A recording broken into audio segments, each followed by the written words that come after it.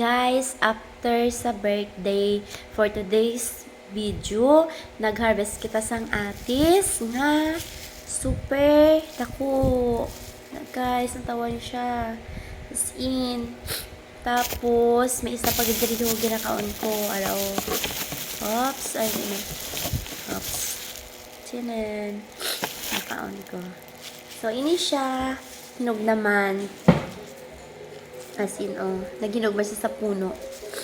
As in, dako gidya niya. Ya, tawabala ninyo, Na. Na. Bago ko kakita, sang atis nga mo, ni kadako ang bunga. As in, dako gidya. Ang mga una naman na napuksi, dako man. Pero amugid ni siya so far ang pinakadako sa tanan.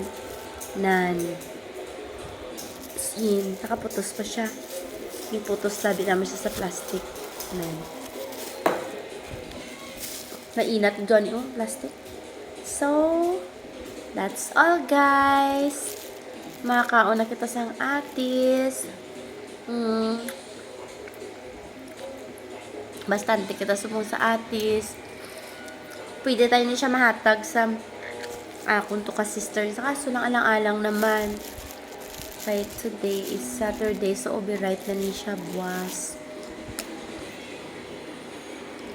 So, ito naman ng balon. Next time na naman siya. Matagan gali. Kanami sa akong mga tanom, Kanami lang ko nagapamunga na. Kaya kamuda, guys, magtanom man kamo. Kaya manami, gidya magpuksi-puksi kung nagapamunga na. Baklon mo pa ini, di ba? Libre na. Kagsubong, talagsa ng atis, halos di ka nagali kakita siya sa market. Yung balaligya. Talagsa lang, gid siya di mo makita na. Kaya sa nakakita ko sang liso, gid tanom ko gid. Namo nga siya dason na mga ano lang 2 years. Mga sobra 2 years ang mga na dahil niya puno. Pag malami siya sa tanom sa gilid-gilid, hindi siya dako gid balaya puno. Ang like sang iban. So, mani sa balay diri may arising 4 ka puno. Hindi ganon. So, tanan siya nagapamunga na. Kada pa man siya may bunga. Ano na siya? Wala ka 1 year ni pamunga ang atis. Subong.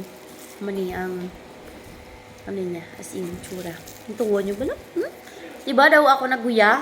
Dako gidya. Tapos, kung kamot ko nan. Hindi ko pa mahakom, sa akong kamot. Amo na siya kadako. Grabe. Kamot ko na, hindi mahakom. Nan. See? So, that's all, guys. Tanom na kamo dira para may puksiyon man kamo. And thank you for the support and thank you for watching. Makaon na kita atis, tara!